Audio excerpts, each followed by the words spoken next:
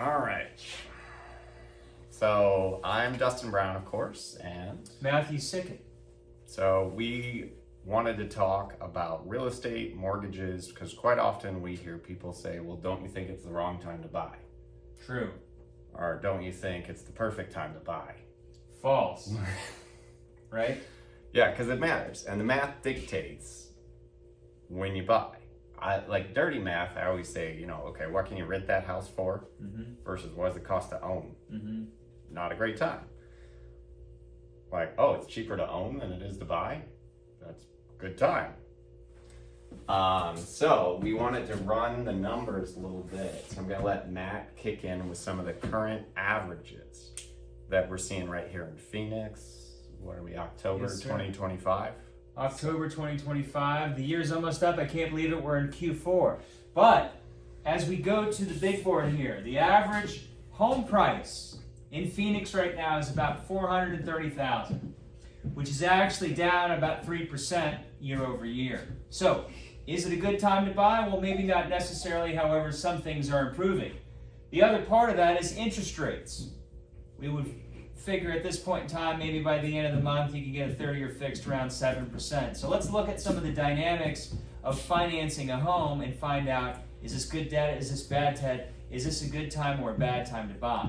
So if we take our average home price at $430,000, and although the average loan amount carries about 10% down payment, for the sake of improving your numbers, negating PMI, that would equate to a mortgage amount or borrowing amount of $344,000. So that, in turn, with a 20% capital injection plus your closing cost, figure it's probably between 2 and 2.5% of the sales price, but you'd end up paying it maybe $94,000, $95,000 out of pocket. So those assets have to be liquidated or withdrawn from the market, savings, etc. And what is the true cost of the home over 30 years? According to the Abacus, about $742,000. Whoa! So who knew that your $430,000 home would cost $742,000 plus over the next 30 years? Why is that? Well, because there's an amortization schedule. So part of the factor or your decision to buy is how long are you going to carry the home and how long are you going to carry the debt. Starting at $344,000, you're going to pay very little towards your principal balance within the first couple of years. And within that first year, it is no better than renting because all that money goes to interest. But the longer that you carry the loan, the more that you'll feed into the principal. And so by year 30, you have the home paid off. Now, within that scope of financing and the carrying cost and the monetary charge for your mortgage rate, it's important to consider the term because that $344,000 cost of borrowing, if you keep that loan for the entirety, and your acquisition price, you're paying nearly $750,000. So it's important to consider the amortizations as well, maybe dialing it down to a 20-year or 15-year term if that's more affordable. Note that on a 15-year term, your interest expense is paid off between 6 and 7 years. So after that, you're just paying yourself back the principal. And I would say you're going to shave off several $100,000 worth of an interest expense by just taking down the term loan. However, you're going to have to choke up on a larger monthly payment, so you might want to consider some short-term options that match the period and length that you're going to either own the home or carry the financing, and maybe look at some good options with some short-term ARMs, maybe 5 and 7 years, depending on your risk tolerance and how long you anticipate keeping the mortgage. With that being said, good debt, bad time, good time to buy. All right, so I just pulled mortgage rates. 30 years, you get it for like 6.5, but to make the math simpler in my head, I did all the math on 6. So at 6% interest, with everything Matt talked about, $742 is about the cost of that loan. So you're little more than doubling what you borrowed when you factor in the interest. But real estate here in Phoenix, historically, discounting the last little run up, the last 5 years, was about 5%. We're way higher than that now. So I just quickly did the math, and at 5% growth year over year, after 30 years, that $430,000 home is worth $1.93 million. So,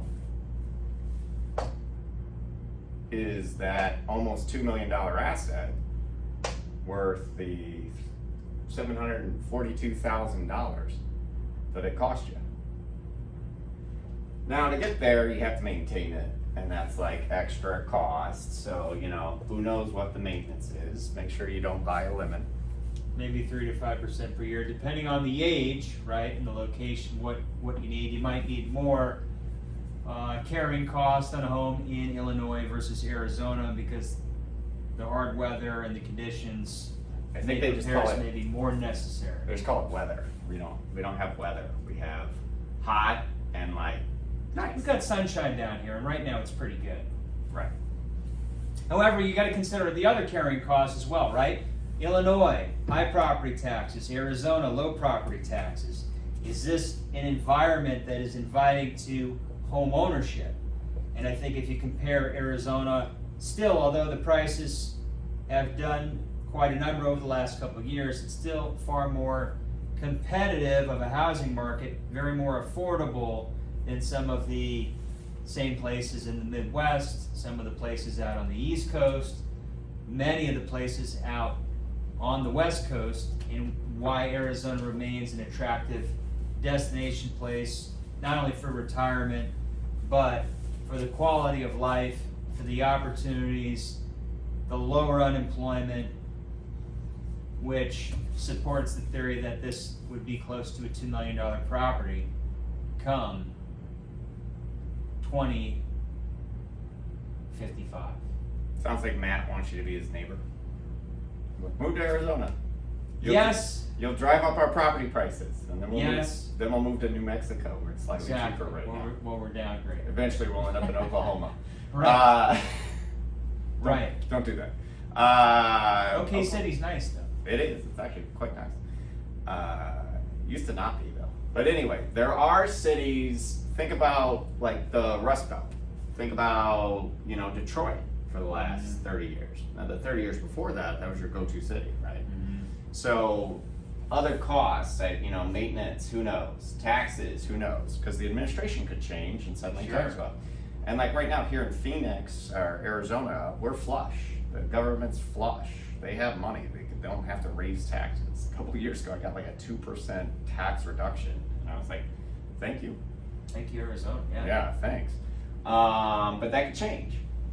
Neighbors is a big one because with real estate is location.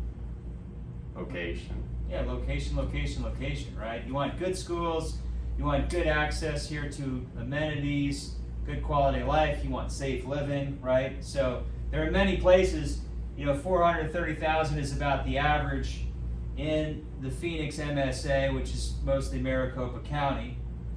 However, there's some great places to live and some not so great places. So you may end up spending more, double or triple that, depending on your family needs, your requirements for education, your access to activities and the like. Scottsdale, as we both of us know, very nice, very accommodating, very business friendly. We've got a great calendar of activities every year, which I believe the Super Bowl is coming back in 3 or 4 years? I'd have to ask David James. Yeah. So in any event, yeah. Phoenix Open, right? Car shows. Horse shows. You get a 3-legged dog there. Exactly. All good reasons to buy. Right now, well, it's to be continued. I mean, the interest rates have come down a lot in the last 8 weeks, and like we had a couple realtors in doing their finance stuff in the last few weeks and doing their taxes, and they were surprised that we've got like the 15-year rates like 5 1/8. And one of the young realtors was like, she said some French, and it was like, that can't be true. And I just pulled up the rates, and she was shocked. So, and then just a little bit, there are other very cool things, and there's credits, there's all kinds of interesting stuff with mortgages. You know, a lot of people didn't know about physician loans or first responder loans or VA loans. Like, you might qualify for one of the cool things because, you know, we're all special. Some of us are long bus special. It's like more of a train, right? But at this point, but there could be cool things that are appropriate for you, but it's not appropriate for the guy in the cubicle next to you, or, you know, your Uber driver giving you financial advice may not know about, which is why you need a professional banker. And a great FA.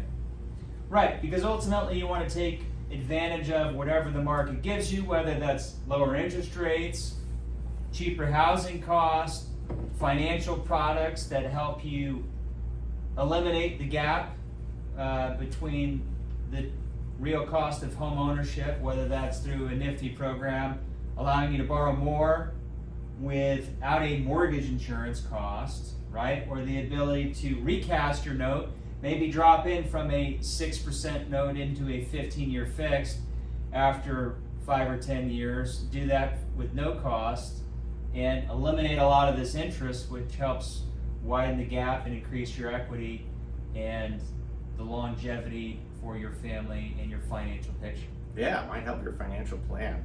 Exactly. One of you watching this just did this. They were 2 years into a 30-year fixed at 7%. We were able to get her into a 5 1/8. And so now, by the time, let me think how old she's 59 in 15 years. And that's her new retirement date. Because her house is paid off when she's 59. And it cost her like a couple $100 more to shave off 14 years, 13, 14 years on her mortgage. And she's like, I could easily afford that. And it was actually kind of funny. She's like, but what if I still want to work at 59? Then it's just gravy. Absolutely. Yeah, that's moon money. Exactly. That's second home money. That's, better vacation money. That's your choice, So thanks for watching. Did we miss anything? I don't think so. We'll see you again soon. Thanks for tuning in. Signing off.